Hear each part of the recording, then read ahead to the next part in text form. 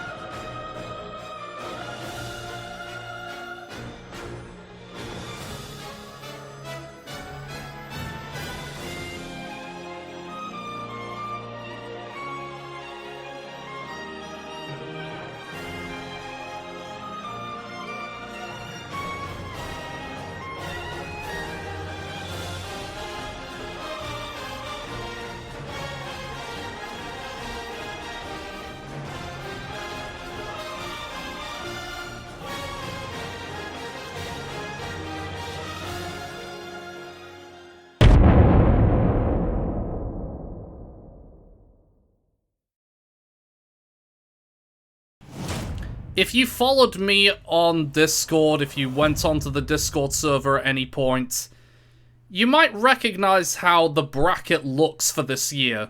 We have got quite a lot of high-profile matches. We've got so many good games just in round one alone. And it's going to make things very interesting when it comes to determining who's going to win out of this lot. And first up on the docket is going to be Frozone the Mii Brawler against Strawberry the Inkling for who will win first in this tournament. So, we've kept this going long enough. Why don't we go ahead and get started?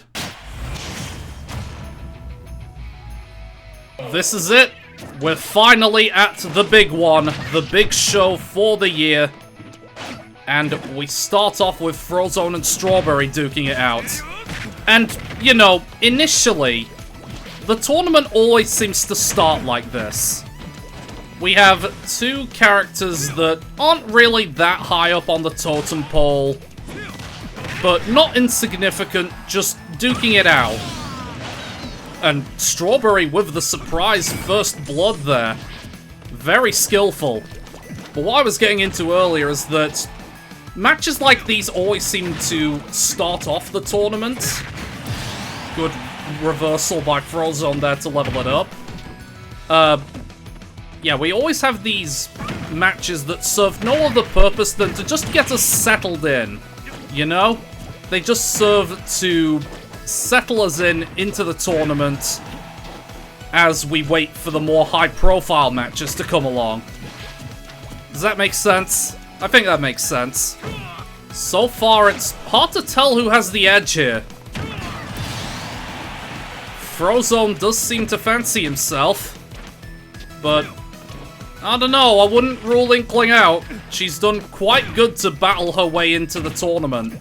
Remember, she survived that four-way, and that four-way had characters such as Hoxton and Colonel Noodles. Getting here was no easy feat for her, so it would be unwise to rule her out so soon. Even in the face of someone like Frozone. They both want those dunks. They're both trying to dare each other, and they just can't quite get the connection. Oh, that would have been a stock take for Frozone if that connected. Instead, Strawberry manages to get it. It's why you have to remain on the edge of your seat for stuff like this, because nothing is ever as it seems. You think something's going one way, and then all of a sudden, they're very prone to flipping the script very quickly. If I'm gonna be truthful, I'm not even sure if there's a clear winner between these two. They both seem very evenly matched. I guess we're just gonna have to wait and see. Alright, Strawberry gets Frozone onto last stock. Not sure what she was trying to do there. I think that might have been some kind of taunt. Oh! Oh, wow. Strawberry with probably the upset knocks Frozone out at the first hurdle and becomes the first of this bunch to advance. Hands up who saw that one coming. I certainly didn't.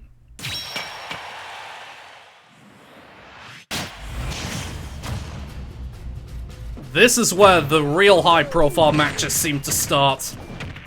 We have Captain M the Mario against King K Ratos, the iconic K Rule. It's a bout between the newest and the oldest. So, oh. Right now, experience is definitely shining through. But perhaps Captain M may be powered up by his home field advantage. Or he might not. We have no way of knowing yet. This is actually their first proper meeting, so it'll be interesting to see how they adapt to each other. Captain M trying to get, or rather K Ratos trying to footstool Captain M. But it wasn't gonna work, and Mario manages to equalize before that part comes in. It's just going a mile a minute at the minute. Basically, the tricks that K Ratos could use on a regular Mario won't work against this one, because he has that third jump. And just like that, he levels it up again. I would say, even though K Ratos is perhaps the dominant force here, that Captain M's not really giving up just because of his presence. He's making him work for it. He's fighting for his own chance here. As long as he keeps taking chances, as long as he keeps applying pressure, he may be liable for an upset. Oh, that was very good. He threw the crown out because he knew the damage would come back on the rebound. Give him just enough to perform his berry punish. That's how you know he's got the experience. An experienced amiibo knows these sorts of things. And the best part of this matchup is that they're both daredevils at their core, so they're not going to be afraid to fly off stage for each other. And just like that, K Ratos has 1 foot in the next round. But this Mario has got grit and determination on his side. I don't think he'll make it easy going into the closing stages. He's applying the pressure. Manages to get the spike. All K-Ratos needs from here is just one good opportunity. But the longer he keeps it delayed, the more liable that Mario is to get back into this. Or at least it would have been the case before he slid right into K. Rool's down smash. It's just a life lesson, you never contest K. Rool down smash. And Captain M had to learn that the hard way.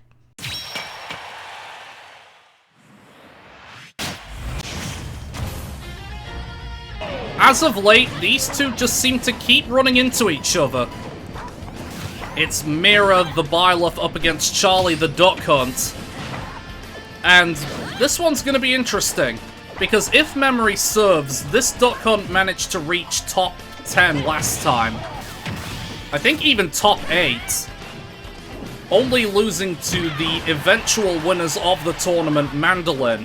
And it was Byleth that this Duck Hunt did manage to take down on the way in that run.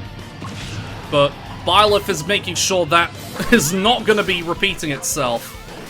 And in qualifying, Charlie took down Maximilian the Bowser Jr., one of the biggest shocks, I would say. And right now, they're fighting back against this Byleth. In a way, it helps, because they have that type advantage. They are the blue type, and Mira is the red type.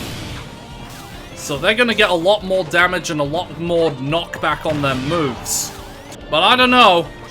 We've seen matches with these two go down to the wire in the past. There's no telling what's going to happen. Alright, Charlie takes the lead this time. Oh, brilliant! Oh, if that dare had connected, I think that would have been an early kill. Byleth looking for that opening. Racking up so much damage, but not quite getting the kill.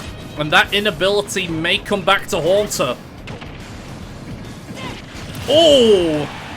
Or she could get the skewer right in the face. Pater will have some harsh words for her. And knowing her, she likely won't care because it's Pater. And I mean, in her defense, this dog did go into battle carrying a bomb in its mouth.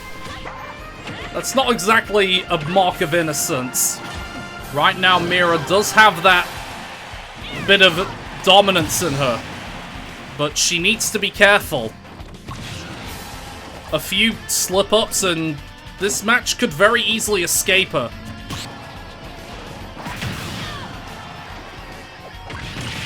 Uh-oh. Could that cost her? Oh! A brutal spike in return. She just went type advantage. What? Each battle, a chance to grow. Man, that was a good game. And it featured a duck hunt of all characters.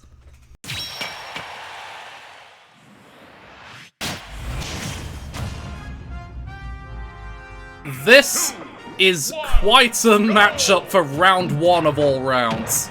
Like I said earlier in the year, these two just can't seem to stay away from each other. But it's Fortune the Hero and MS Hammer the DDD locked in battle once again.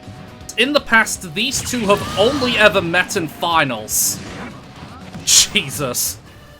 Fortune and MS Hammer have only ever met each other in finals of tournaments. And Fortune, despite holding that type advantage, has always been flummoxed by him. And you would have thought that a similar story would occur here, but no, they just have to settle their differences right here, right now. Like, there's no bones about it, no getting around things. One of them is gonna have to go out of this tournament early. Even with the low damage he's been saddled with these days. He can always use his down B to make up the deficit. to say nothing of crits as well. And with MS Hammer having qualified the hard way this time, he's got a test of resolve on his hands.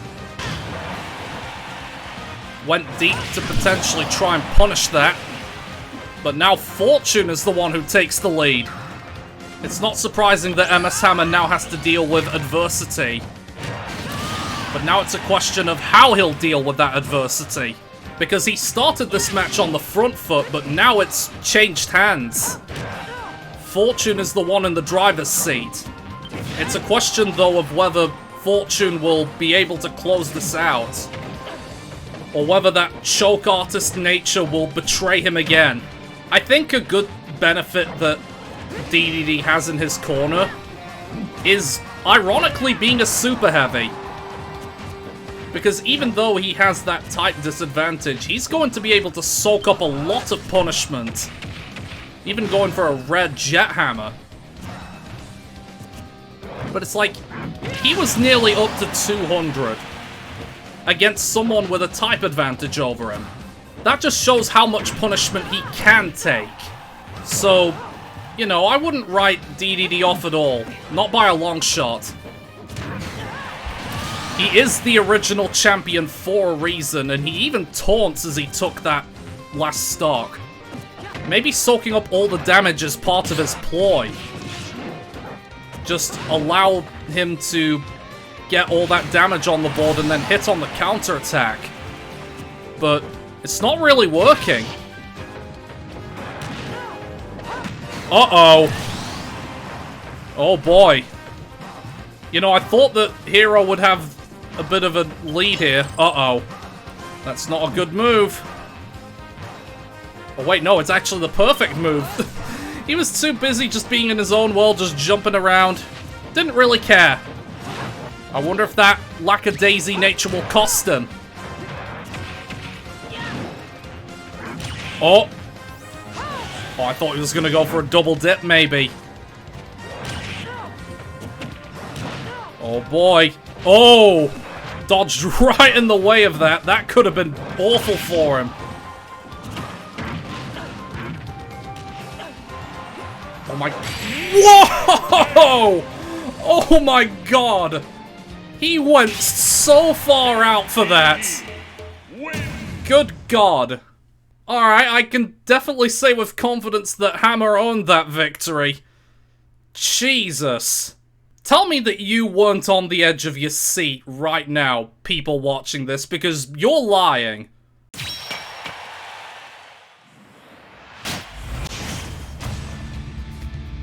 The good matches just keep coming, and they just keep coming. Because now, we have Bonesaw, the Incineroar, up against Taskmaster, the Link. This year's friendly winner has got quite the first test on his hands today. This match is going to be a big test of resolve on Link's part. Because Bonesaw can mess anyone up if he so pleases.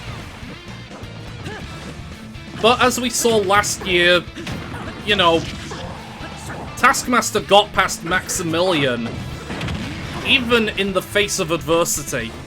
So, perhaps this sort of match won't really scare him all that much. After all, this Link only has an increase to his weapon attack and movement speed, but it is to a significant degree. And perhaps aiding his fundamentals is what will help him tonight. In fact, I would say that between him and Bonesaw, he is the dominant force. But with the intelligence that Incineroar Amiibo have, I wouldn't necessarily rule him out either. Oh, a taunt! Taunt into the punish. Taskmaster might be feeling himself here. This match is also very similar to the one we just had between Fortune and MS Hammer, because it's guaranteed that one of them has to go home here. There's no getting around it, there's no second chances. One of them's gonna have to go. It's a case then of who wants this potential championship more. And right now it's definitely Taskmaster. And honestly, thinking about the implications of these sorts of matches, you know, Bonesaw against Taskmaster, and Fortune and MS Hammer dueling it out in round 1. Think of all of the ripple, like, butterfly effects that it's going to have on the rest of the tournament. Big names dropping out this early is going to give a lot of the smaller ones a hell of a chance. If you remember from last time, Mandolin, like, out of nowhere, they turned themselves into top seeds. And at the moment, Bonesaw is currently the one at risk of going out. At round 1, probably a first for him. Well, a first for him outside of the friendlies, but there were items there. There's nothing of the sort going on here.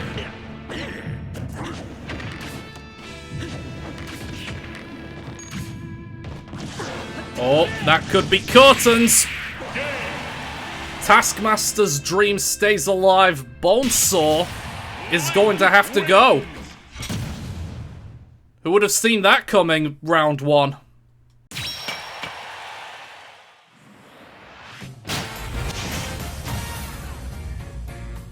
Of all of the first tests for DK West to get in this tournament, he really got a heinous draw. It'll be interesting to see how he manages to get out of this. Oh, no, that was not necessary, Stevel. He wasn't coming back. However, that might also play into West's hands, depending on how things proceed. Because if you noticed, he died before his giant form went off. So as long as he still has that in his back pocket, it's entirely possible that he could turn this match around. It's going to be solely dependent on how well he uses everything in his kit. Oh! And a red giant punch as well. Oh, brutal spike into the stage. Oof. If Steve trips that giant form early, there's no telling what's gonna happen. Uh-oh. Oh, he was trying to bully the giant West, maybe. That very interesting game plan, but didn't take a stock with it. And that's probably the concerning part. Because now he's gonna have to do things all natural. I mean, I won't doubt him. Like, not for a second, but that's probably one of the worst things to do against a Steve of all characters. Especially since this character has 100 million ways to punish him. Add in the auto heal, and he's basically facing an uphill battle every second. This is just going to be a massive test of how clinical West can be. Especially in the face of someone who can absolutely mess him up. Oh, uses the block to mess Stevel up. That's a good idea. If he can't win with his own kit, maybe use Stevel's kit against him. Oh. No, you can't contest Anvil. It's like K-Rool down smash. Don't contest it. Unless you're Strawberry the Inkling, who can just reflect them all willy-nilly, but she's the exception rather than the rule, you know? Okay. Oh! Spikes him off of the anvil? That was impeccable timing. Well, I will give West this. Even in the face of every single odd being against him, he hasn't given up. And, you know, that's the thing I'm probably the proudest of about him. Because this is a match that he probably has no business going even in, let alone winning. And yet, he never once threw in the towel. Like, look at this. He's doing all sorts of custom combos in a bid to topple this blocky menace. But Steve has that diamond. He needs to watch out. Oh. Uh-oh. What's he doing? Oh! Oh my god! I genuinely didn't think he could do it, but DK West has knocked Stevel out at round 1 That's why he's our man. He's the best. Even if he doesn't win the tournament, I'll still be very proud of him.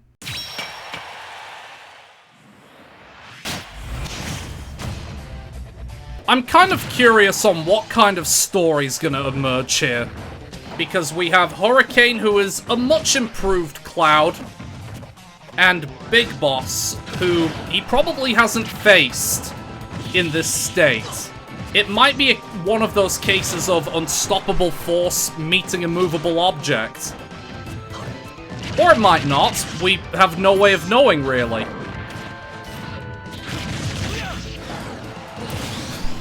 Right now, Big Boss is looking very movable. Still, underestimating this Bowser just because of him losing the first stock? Not wise, as it's shown right there. After all, he only does the damage of a normal Bowser, but he's just Bowser.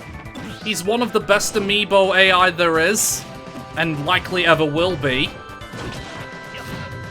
And he knows how to manipulate that to his advantage sometimes. I mean, of course the percents are skewed against him. What else is new? He's not gonna care. He just has the bulk that Bowser offers to just do the heavy lifting for him. I mean, look at that. He was facing adversity at the beginning, and now he's winning. That's basically what I'm saying about the tournament and everything that goes on within it. Nothing is ever as it seems. Nothing will ever proceed exactly the way you think it will. I mean, I would imagine at some point there's going to be accusations like, oh, it's scripted, there's scripted events. It's like, no! There is no scripting going on here. I'm reacting to this in real time, as you likely are. I mean, I know that's kind of skewed because by this point I will know the results, post-editing, but you get what I mean. Like, up until the recording ends, I am where you are currently now. Hurricane is applying a lot of damage, but he just can't get the kill. I suppose it helps Bowser's case that there's no type advantages or disadvantages in play here. It's just... there's just a fight going on. And Hurricane is not winning said fight. If he wants to win, he's gonna have to pull out every stop.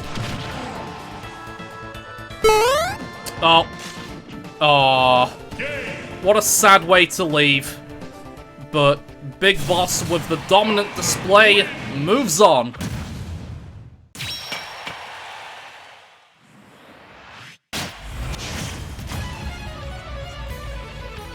I just feel like this was a story in the making.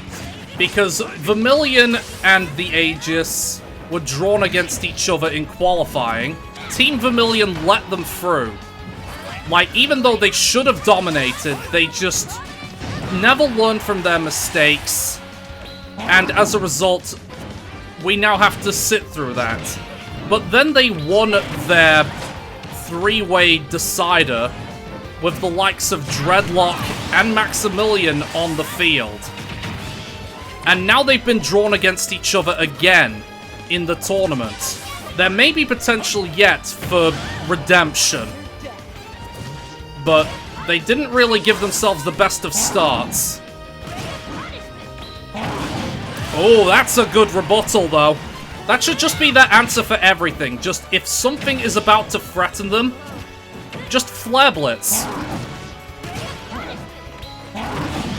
Yeah, you see, Charizard has the right idea. Vermilion should trust Charizard much more. And that's gonna be another stock take. But they've clawed their way into this quite nicely.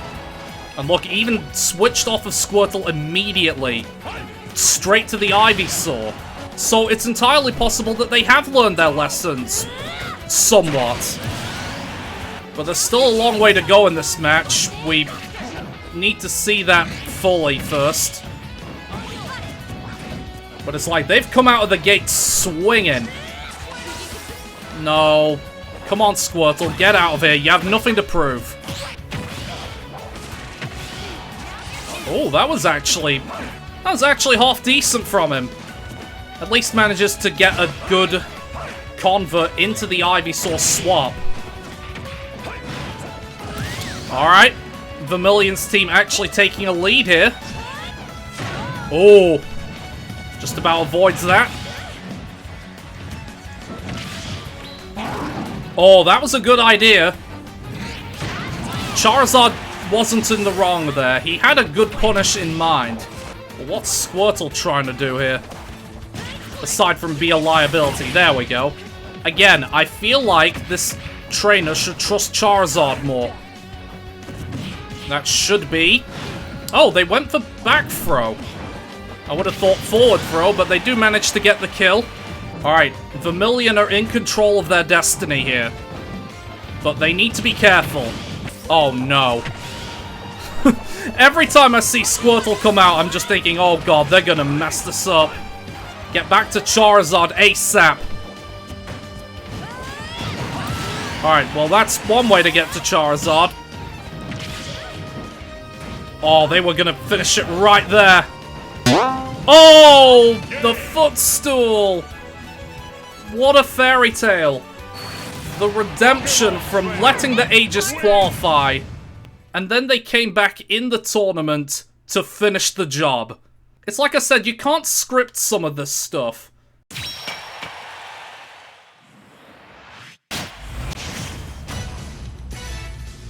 We now shift to the other side of the bracket. We have Fyra and IC, the Ice Climbers, up against All Might the Captain Falcon. And he is wasting no time here getting some physical hits on the board. Oh, delivers a brutal knee to Popo. And then establishes his dominance against Nana.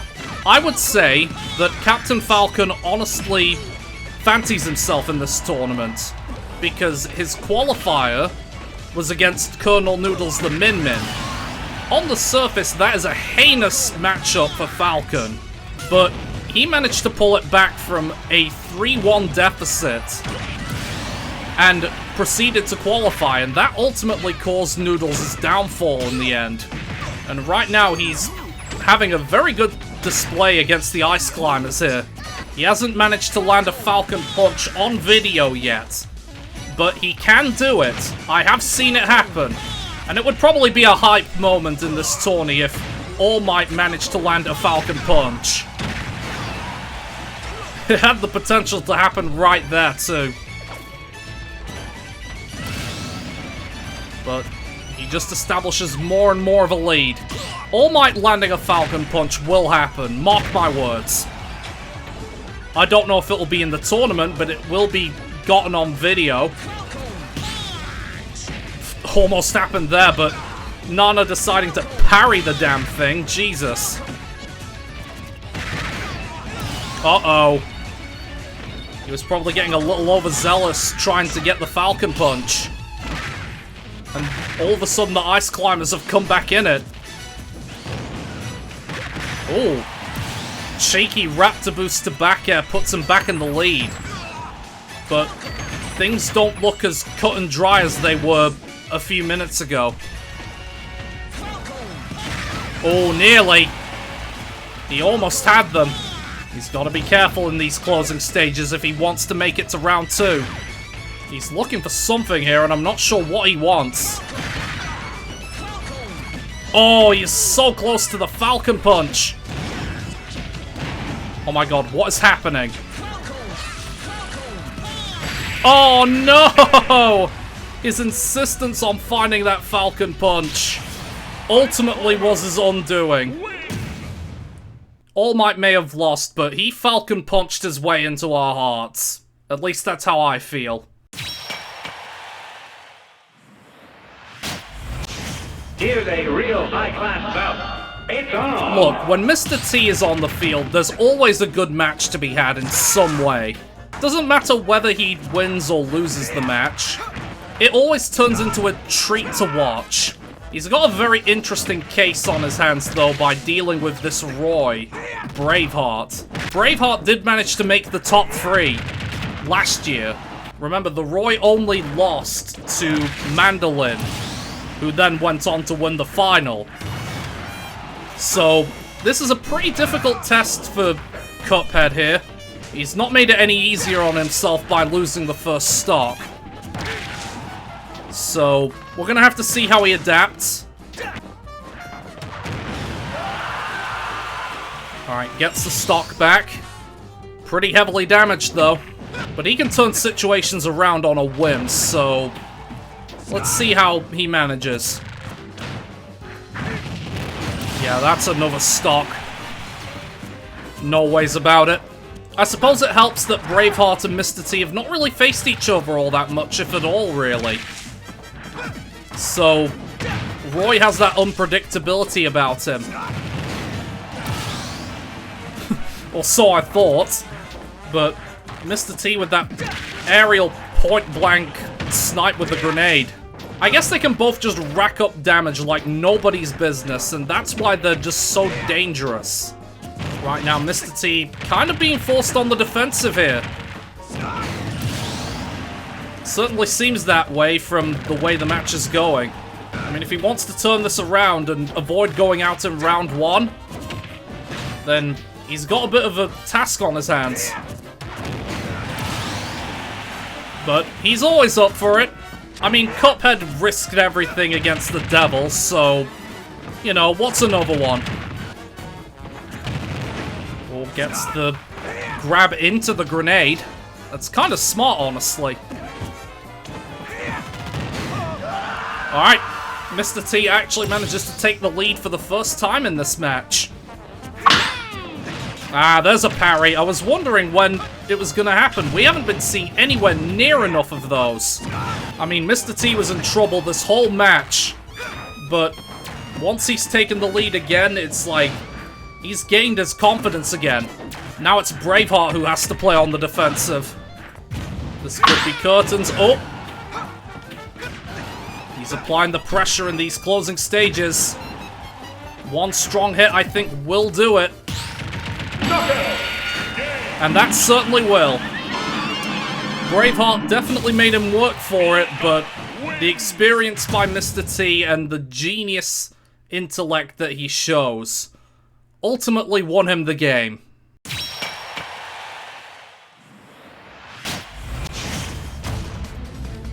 After missing out on last year's festivities, Hermes is back in action as a new Sonic, basically.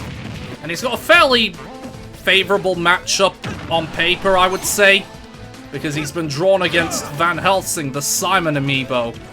So Sonic may lack that impact run that he used to have for the longest time, but instead his physical and foot attacks have been buffed.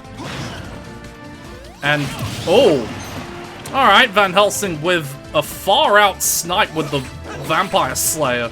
Or the Vampire Killer, rather. Uh-oh. Oh, I thought he was going to try and land on the spring again and follow it up, maybe. But instead he just decides to get the fair off stage. It's probably a most sensible decision. There's a lot of tricky movement going on. It's helping Hermes establish himself in this tie. And establish quite the lead, too. I mean, realistically speaking, all Sonic really needs to do is just trick him into daring near the ledge. That's usually the way to do it. But Simon will get to claw another one back. Yeah, Hermes has got 1 foot in the next round.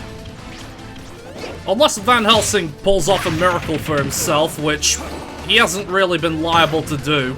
But then again, we've also seen a lot of strange things happen in round 1. Namely, the likes of Bonesaw and Stevel going out. So, honestly, I don't really know what to believe. Except for Hermes winning, of course. That was almost too easy! Yeah, well said.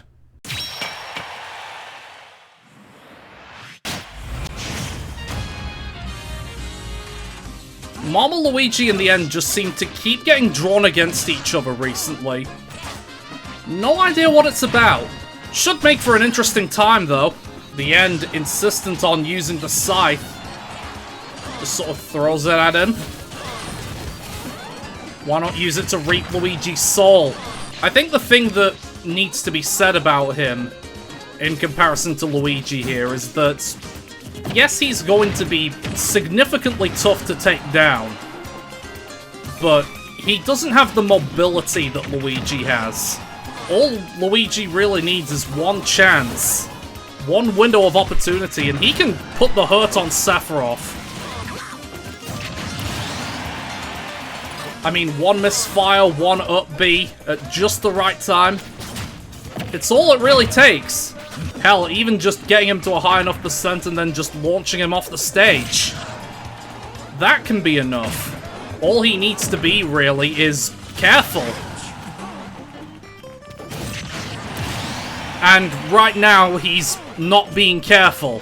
He's just sort of forgotten his fundamentals as Luigi. Not really doing the things that he should be doing to win a match like this. Then again, it doesn't help that Sephiroth's giving him no window of opportunity to do his usual thing. So I guess that plays into it. But he does manage to take a stock at last.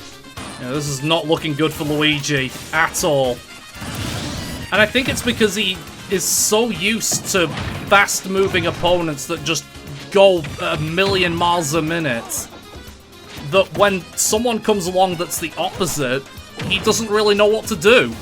Anybody who votes for Luigi or is rooting for Luigi, you better pray for him right now, because, barring a miracle, I don't see him winning this.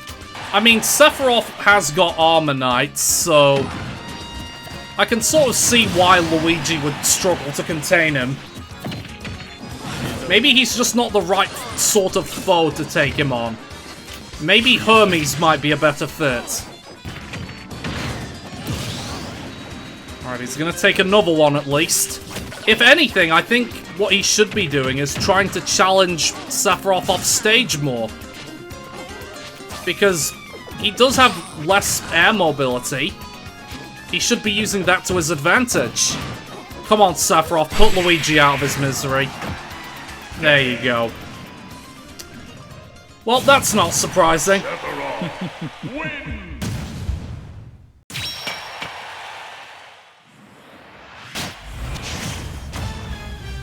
I know what you're all thinking.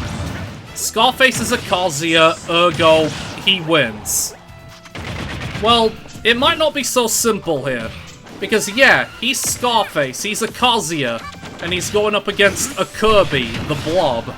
But he has a type disadvantage going into this. He's a green type, and the Blob's a red type. And, you know, there's no telling what's gonna happen at that point. Ooh. Kirby actually managing to steal the gun himself. Alright, Kazuya is the one on the back foot this time. Let's see how he adapts. Uh-oh. Kirby's got Kazuya's power. And he's bidding to use it. Oh! Oh! Was it a genius punish or a genius bait? You be the judge. Oh my god. Scarface is getting absolutely messed up. Guess that's what he gets for trying to punt Kirby off a cliff. He needs to do something here if he doesn't want to be on the receiving end of a shock exit. Type disadvantage or not, you just have to do something about it. Oh, he used Kazuya's own power in the midst of that combo. You know, I definitely expected this to be a massacre. I just didn't expect it to be a massacre in this direction. This Kazuya amiibo is actually getting bullied. It's insane. Oh, he's not quite out of it yet, but he's not in a good position at all. Oh, he even gets caught out by the classic in Kirby Bates. The Blob with a surprise upset knocks Scarface out and moves on to the next round.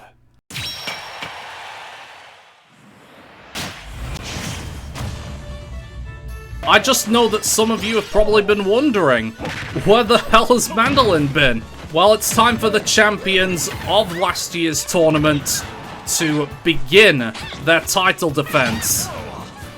And they're beginning it against one of the opponents that they beat on the way to said title.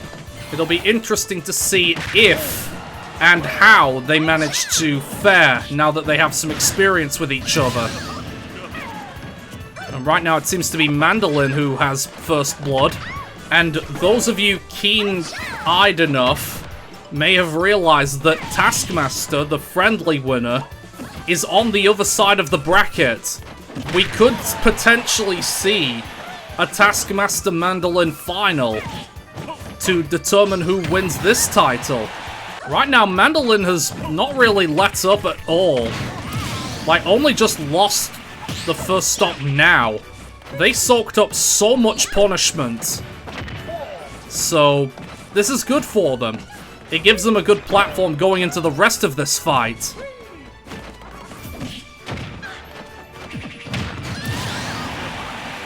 Brutal. I mean, you'd think Ice Bride would be in her element here, but I guess Mandolin is a polar bear, so he's probably used to it too. Mandolin asserting dominance. Alright, Peach claws another one back. Oh! Goes from the taunt into the punish. Seems that this Banjo amiibo still has a few tricks they want to show the world. Oh, nearly. Oh, that's going to be another stock, yep. Alright.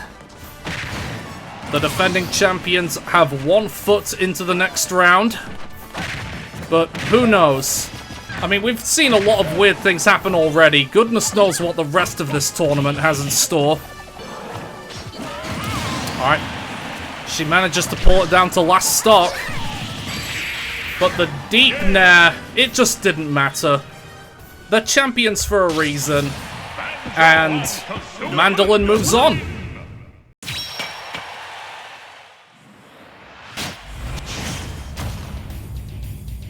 I am a little bit curious how this is gonna go.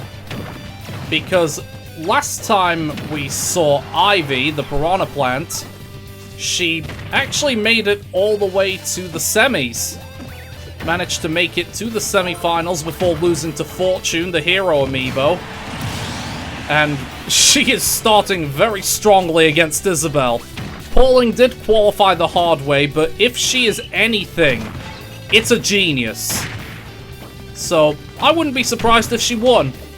Especially since Ivy's best asset, her giant form, is now gone.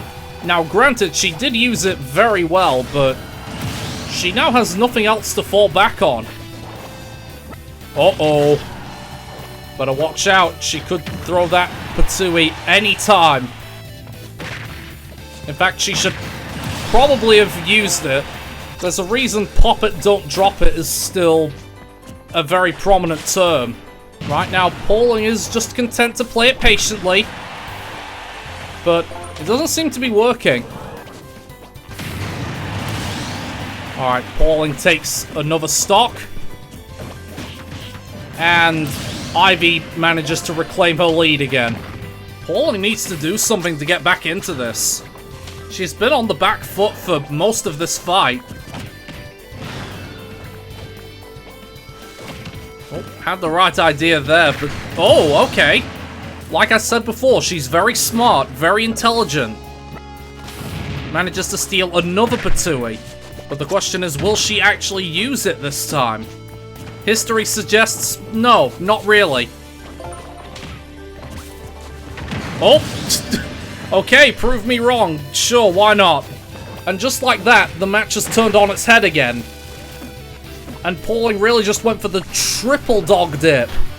See, it's just been the story of this tournament so far. You'd think it's going one way, and then something unexpected happens and it just goes in a completely different direction. That's basically been this entire tournament so far.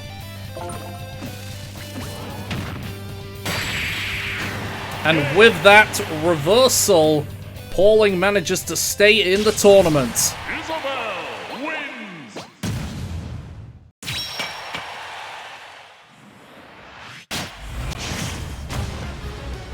And last but by no means least, we have Darkside the Ganondorf up against Venus the Zelda.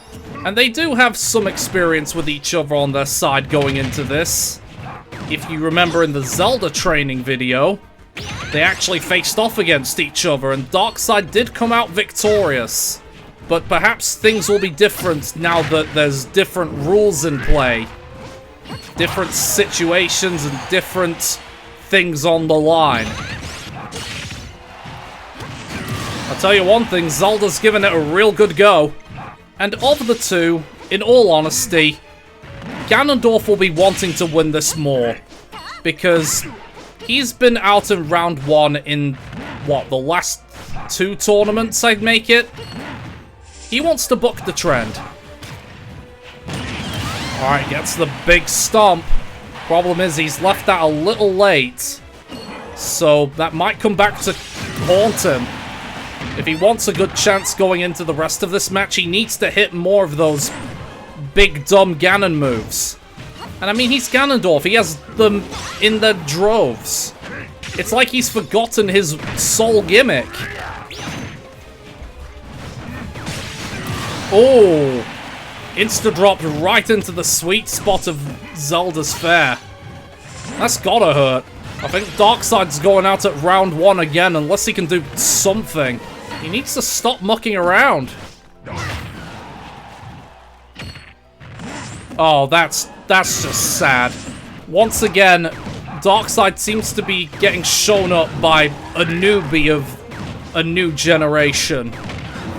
And it's kind of sad to watch. There's definitely shades of his first fight against Mr. T about this one. Just doesn't know what to do. In fact, I'd argue this one is worse because they have fought each other before. But I guess Zelda's learned her lessons, whereas Darkside hasn't. It's gonna take a miracle for him to get back into this. It's like, fuck the Triforce of Power, he needs every single piece.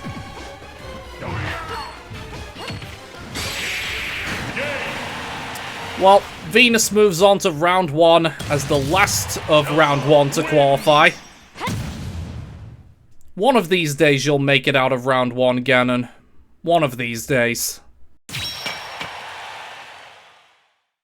Round 2.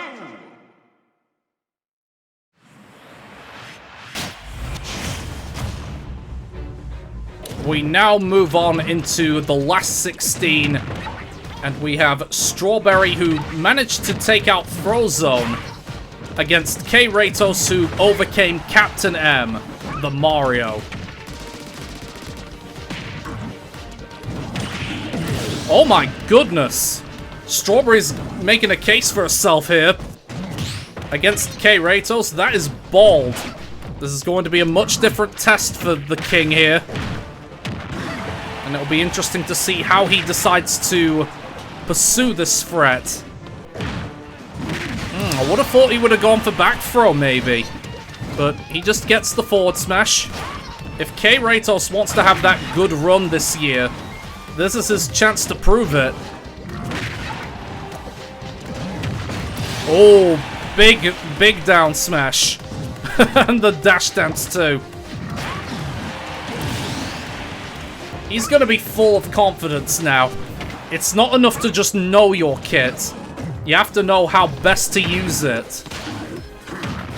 And K. Ratos exemplifies that brilliantly. Although Strawberry, not keen on giving up. Definitely not prepared to show respect to a king. Oh, wow. Strawberry read the counter brilliantly. Alright, K. Ratos' back is against the wall now. It'll be interesting to see how he decides to go into these closing stages. Oh! Good God! Alright, Strawberry with the upset. Knocks K-Ratos out.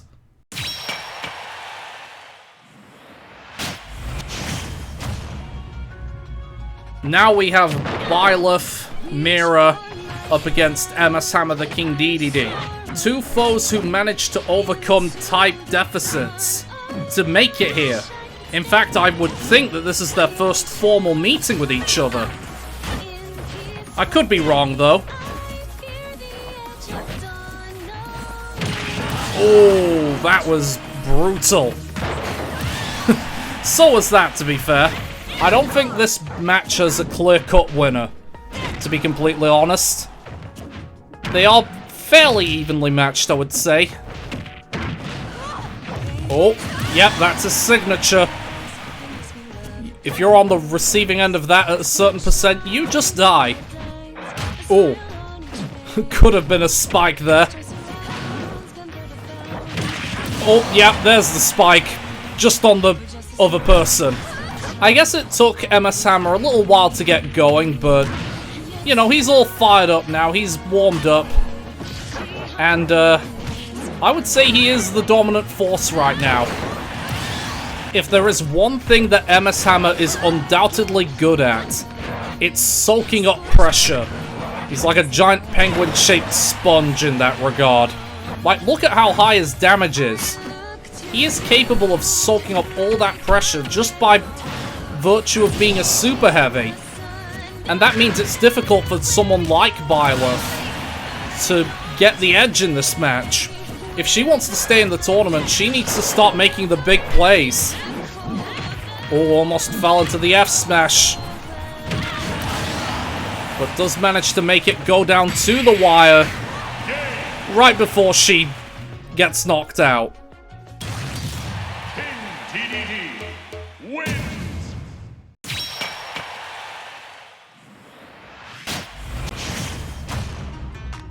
I would say that this is a very interesting situation.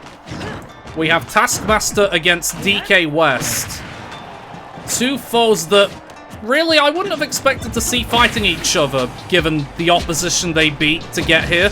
It'll be interesting to see how this one advances. Oh. DK West with the opening call here. And he doesn't quite manage to get a kill with Giant Form again. But he did rack up some damage. Oh my goodness, DK West is on a roll here. He's fighting like he has a point to prove. First he beat Steeville, and now he's bringing the fight to Taskmaster. You can't do that. That's the wrong game, West. He keeps thinking it's Smash 4. Alright, Taskmaster levels the stocks. But the question is, for how long? Oh, not quite getting down. Nope, he's down. Oh, powers through Taskmaster's attack. He even manages to read his get-up. That is a hell of a scoop. Manages to level it up again. Taskmaster's genuinely struggling to contain this Donkey Kong. If this Link isn't careful, he could be on the receiving end of another upset. He does fight very well in the face of adversity, I would say, but Donkey Kong's strength is nothing to scoff at. He's looking for any opportunity to finish this right now.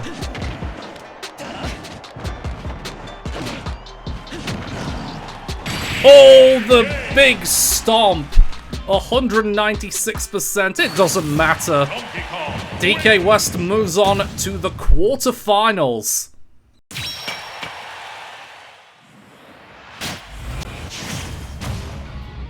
I'm genuinely conflicted how this match will go, because Vermilion have the type advantage, and they took out the Aegis.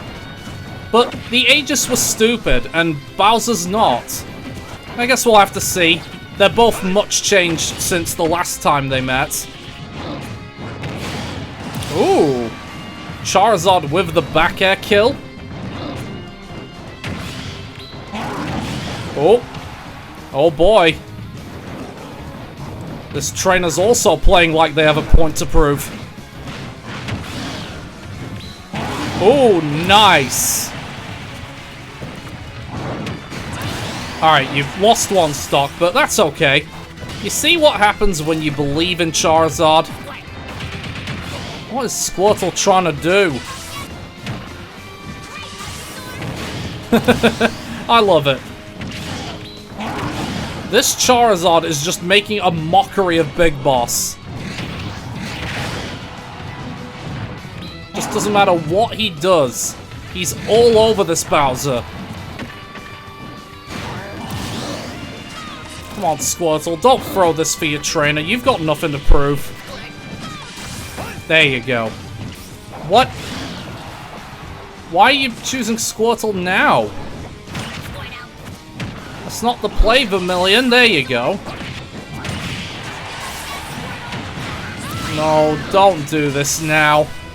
Not when you've done this well.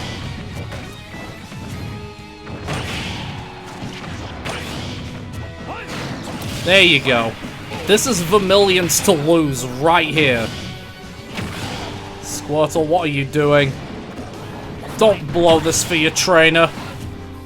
There you go. Let Ivysaur finish the job. Or Charizard, whichever comes first. Look, they can't fall into bad habits. Not this late into the match. Oh. Yeah, that is beautiful. They finished off the Aegis with a footstool, and now Big Boss has been forced to fall in line. A brawl is surely brewing. Fyra and Icy took down All Might, who I would have imagined was a favorite. But then again, Braveheart was also very powerful against Mr. T. And already he's taken the stock off the Ice Climbers. Then again, I think I'm right in saying that All Might had the opening edge against them in the previous round, and then lost. So, we'll see how this goes. Mr. T does have a strong case for getting back to the quarterfinals and potentially go further than he's ever been before. Alright, that's a stock for the Ices. Yeah, that was always going to be death, and he just bats the other one away just for the disrespect.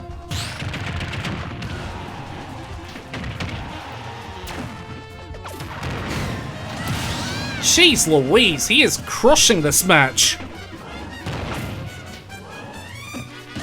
Oh, that's clever. He displaced the two so that Nana couldn't recover. Again, that's the genius intellect coming out. He understands this Icy's weakness. And look at that. Just forcing her to stay in shield, otherwise he whips out that smash attack. And now all of a sudden it's a solo Icy situation. All he needs is one strong hit, and it's over. Oh, that could have been it there, maybe, but Nana managing to get a solo kill. But let's be honest, Mr. T was always going to win.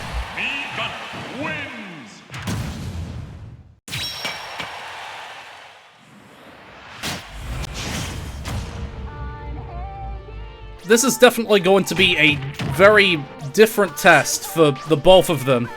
The End has not really had to deal with somebody as fast as Hermes before, and likewise, Hermes has never really had to contend with a slow-moving tank like The End. But let's see what happens. Oh, see right there. That's The End's weakness right there. If you challenge him off stage, he just seems to melt. And just like that, how crucial could taking first blood in a match like that be? Sonic just needs to make the best use of his increased mobility to frustrate Sephiroth. And then it leads to those off-stage challenges, leads to those early stocks. That's where he's going to be at his strongest here. Oh, here we go. Oh, nice dodge. Thought he was maybe going to go for a back air. He's not going off stage all that much. He needs to do that. He should have remembered that his stock take was when he challenged the end off stage. Like, instead he's just dodging. Like, stop that, Sonic. Get in there. You're just gonna let him walk all over you? Oh boy. Are we about to have a original Big Boss 2.0 on our hands?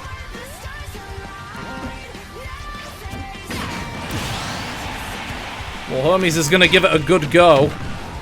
But he's not giving himself the best position here. Far from it, in fact. I mean, he can combo like nobody's business, but he needs to get those offstage plays in. Otherwise, it's just gonna get heinous. Yeah, here we go. There you go. See? Look. He challenged him offstage exactly once and promptly punished him. That's the sort of thing he needs to do. Because you can't say it's not getting results. It's like the style that Hermes gives is the exact sort of counterplay against the end. But he's just not weaponizing it properly. Well, he tried to there. Probably would have worked. Oh.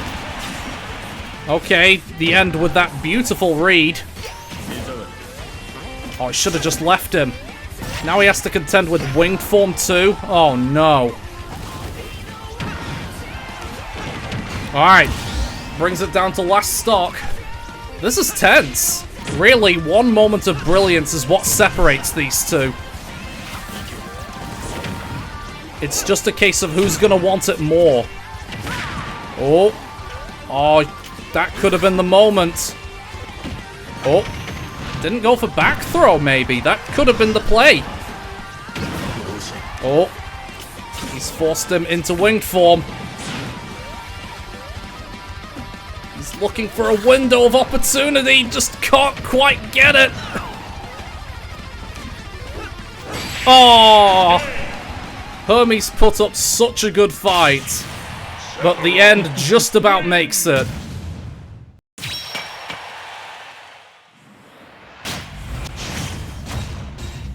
Alright, we have Mandolin's next test, the Blob, and already they've stolen the Baron Bird power. This might not be a very straightforward match for these two. I mean, this Kirby did take down Scarface the Kazuya after all, but that was also the case of a type disadvantage being in play, and there's no such thing here. So, I don't know. Oh, that was a bad idea. Never contest that. Mandolin's kind of struggling to take that first stock, actually. Oh. Oh, I thought that would have done it.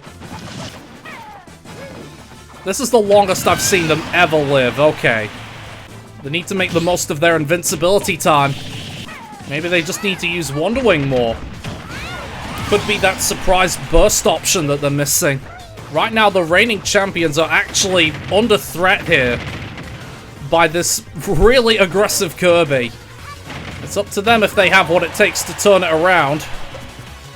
But they need to be careful.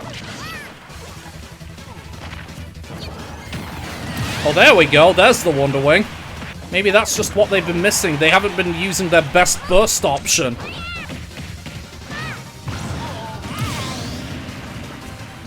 Could have DI'd that better. If they take this next stock soon, they won't be out of this entirely.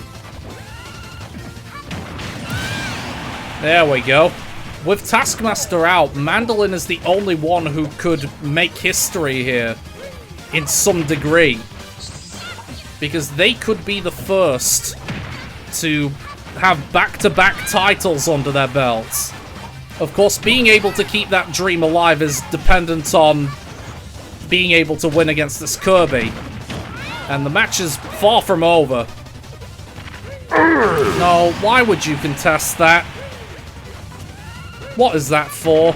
They've effectively threatened their back-to-back champion status for basically no reason. I guess they just like the challenge. I mean, it's all well and good, but look at the percents here.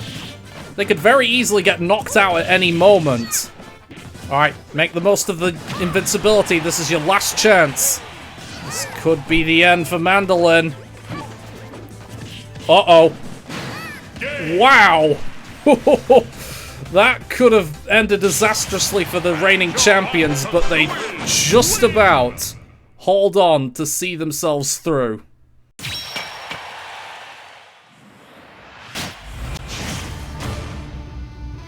We've got an all-girls match on our hands here.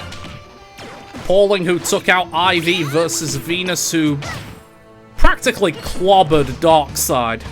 Magical Force against Tactical Genius is what's going on here. And Magical Force has drawn first blood. So far, Pauling not been able to get a foothold in this. Struggling to take that first stock off this Zelda.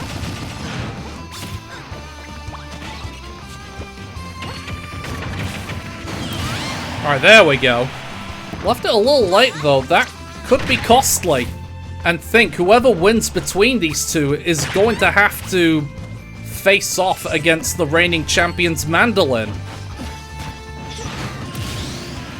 Right now it's Zelda who seems to fancy her odds here. But you never really know what Pauling has in store. Oof. On anyone else, that would have just been death. And Pauling with the expert reversal of that situation. Look at that. Just gained 65 off that combo. That's how you know she's good at what she does. Don't know what Zelda was trying there. But she gets the lead again. Briefly. It's been very back and forth, I've noticed. What on earth was Pauling doing? Is she also trying to test herself? I mean, alright, if that's what you want, go right ahead.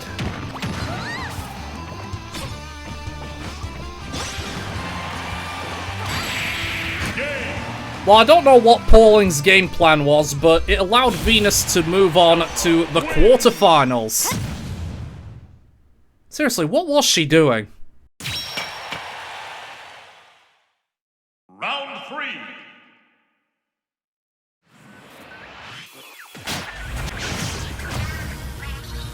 We're into the quarterfinals now, and Strawberry has been a very fascinating case, because she took out Frozone, which, okay, fair enough, that one could have swung either way, but then she went and took out K-Ratos, and that definitely was a surprise to be sure. So now she's up against MS Hammer, who has managed to take down Fortune and Mira, two very strong combatants, and oh my goodness. You know, Mandolin turned out to be the surprise top seed of the last tournament. Is Strawberry going to turn into this year's version of that? She's certainly putting in the work, I'll tell you that much. Jeez Louise! MS Hammer's once again in adversity here. We need to see how he adapts again. But again, he has that super heavy bulk. Even if some of it's removed from lightweight. You just need to use it to his advantage sometimes.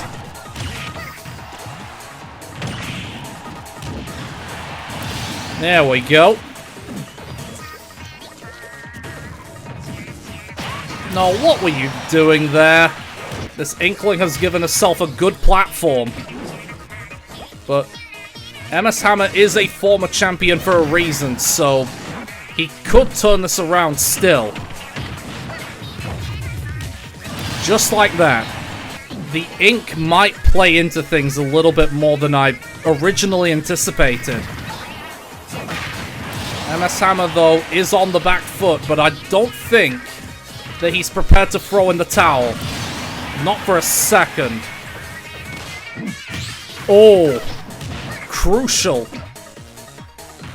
How crucial could that parry turn out to be? There are dangerous games being played here. Uh-oh. Oh, manages to actually... Oh! He escaped roller, but it was all for naught.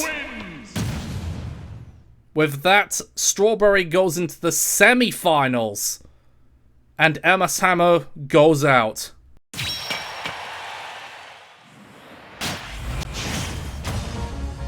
This is definitely new ground for DK West. This is probably the furthest he's ever been in what is turning out to be a very surprising tourney run. Now he faces a much different test in this Pokemon trainer team. Oh. Oh, yeah. Manages to get a kill with the Giga Yeet. Oh. Oh, he was looking to get a second too.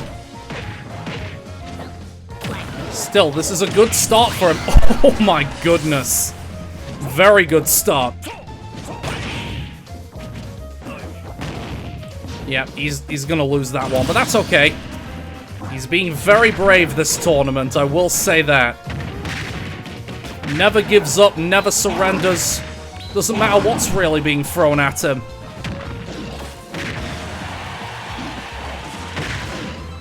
Oh. Oh, I thought Squirtle was maybe not going to recover there after the side B got knocked away. Good tech. But needs to take the stock. He's dilly-dallying too much. There we go.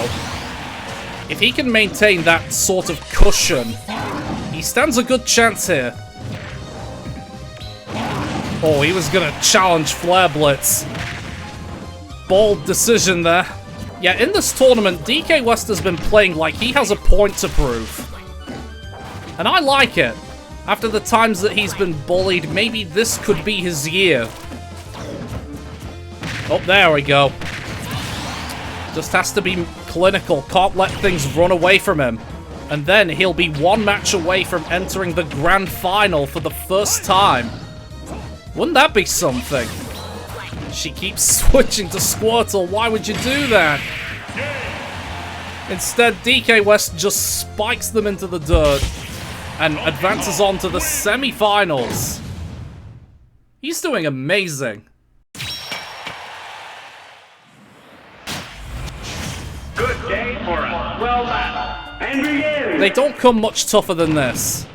But if anyone has what it takes to beat the end here, it would surely have to be Mr. T, right? The one concern I do have is that he's not one to really combat Sephiroth off stage. But he can do stuff like that, though. Oh, but he just comes back from everything. It's promising, though, from the Cuphead amiibo. Oh, no. Oh, no. That is the ultimate commentator's curse. Alright, he takes one stock, but he's in a bad position here. This is going to be a test of patience and willpower. What was he doing? Like, I don't know what he was accomplishing there. Aside from just dying. Oh, the bullshit super armor. That's DLC privilege for you. I think, honestly, Hermes was the best equipped to take this Sephiroth down. But now that he's out of the tournament at this Sephiroth's hands, there's really no one left. Mandolin and DK West are probably the best bets. But other than them, I don't know. It will take the mother of all miracles to make Cuphead win this one. Loath as I am to admit it. Yeah, I saw that coming the moment he lost his stock. that early. It's now going to be a question of who can really stop this thing.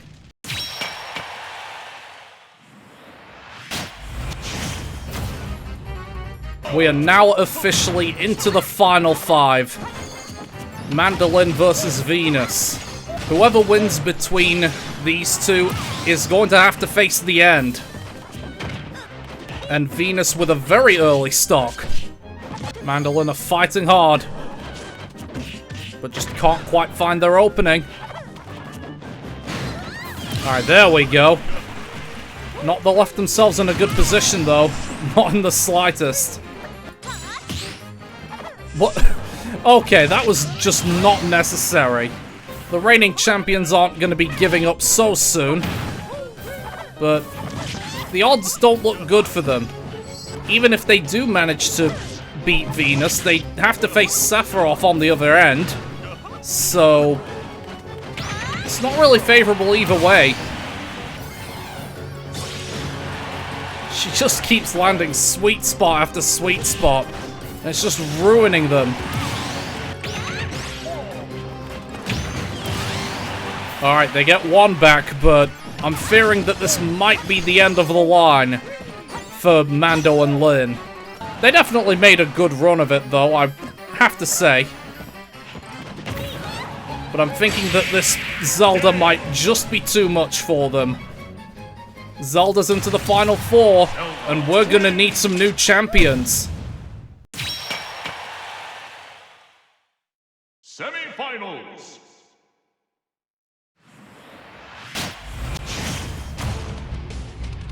This is it. We're into the semi-finals. And we have 2 surprises fighting each other right now. DK West with... Oh, he's wasting no time getting on the board. These 2 have been the surprises of the tournament, I would be inclined to say.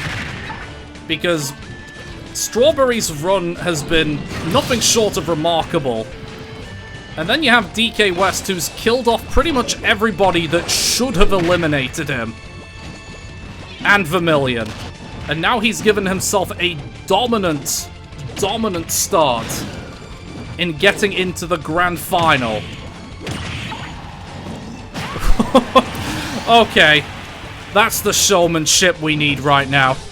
And it's a likely prospect that he has to face the end in the final. There's no telling what's gonna happen, though. But he's making a good case for himself.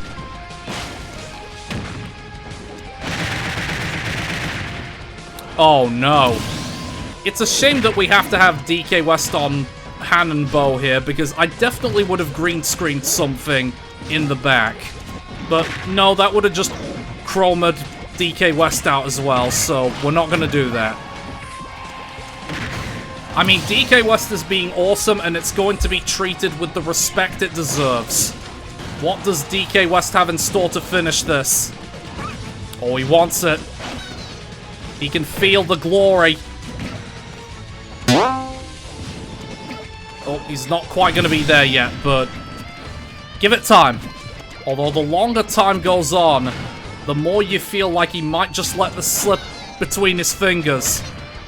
The finish has got to come at some point, you just know it. Yep. DK West advances on to the grand final. The question is, who is going to be joining him?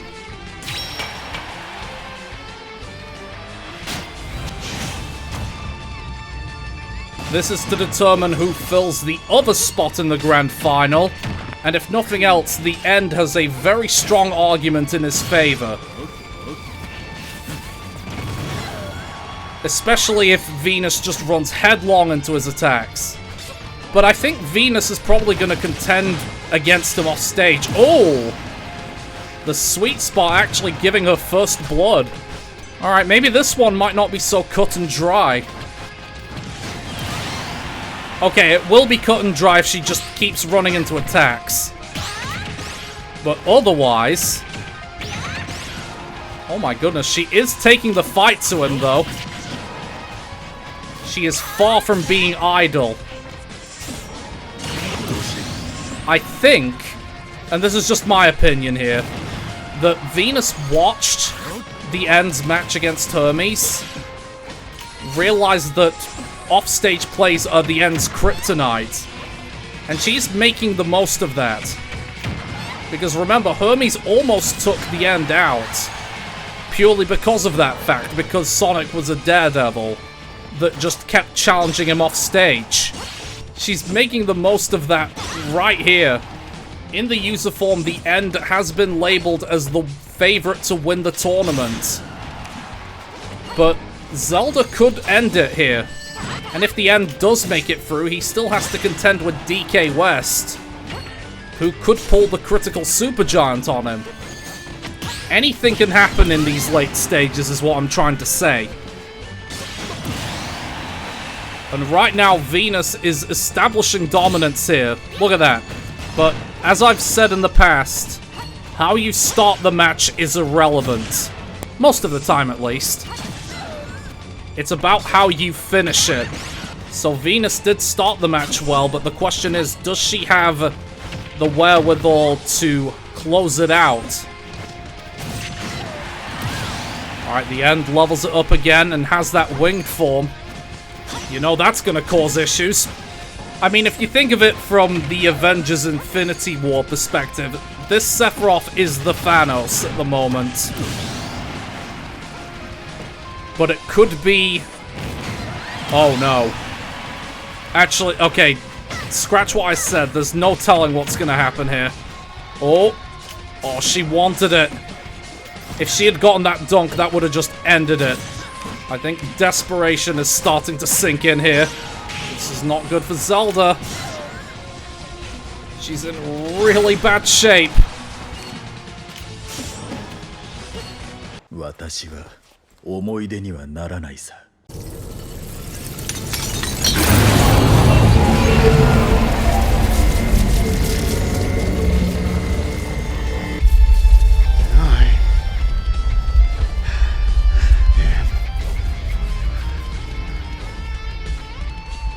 Zelda.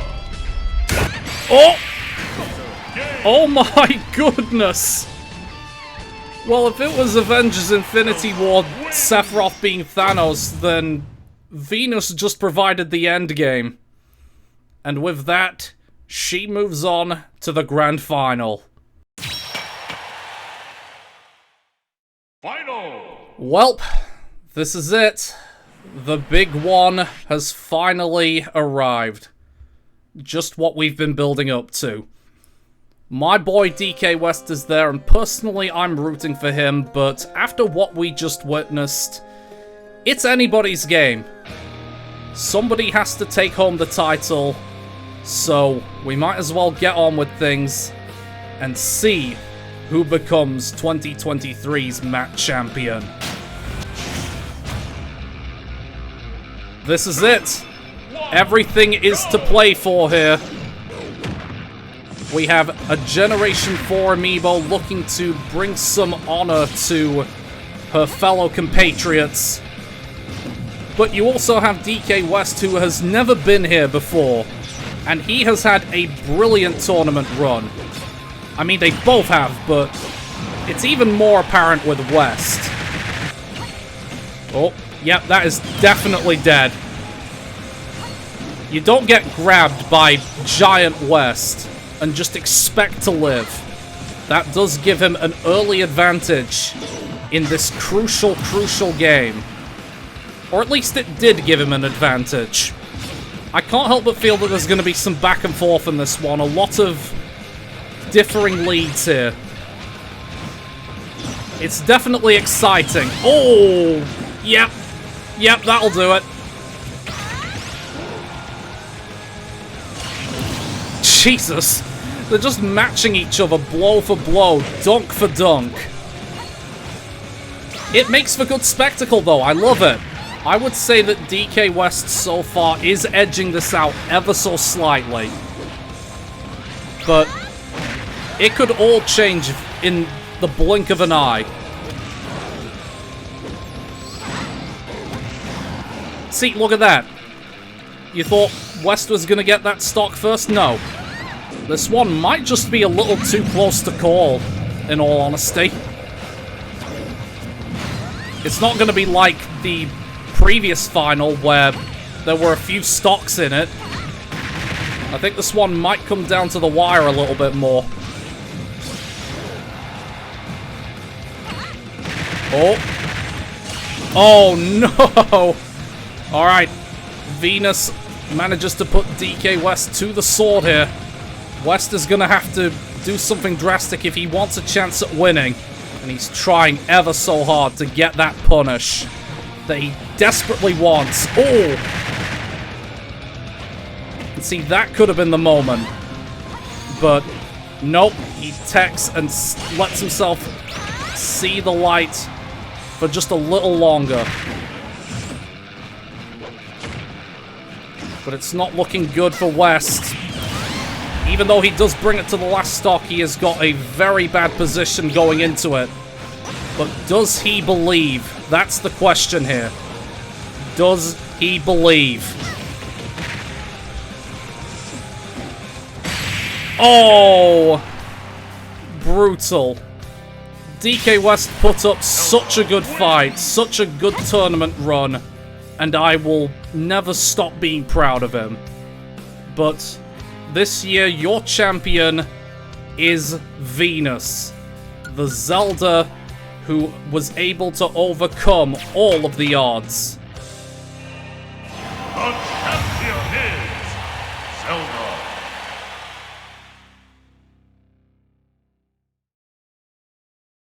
Well, that is certainly an experience that we just went through.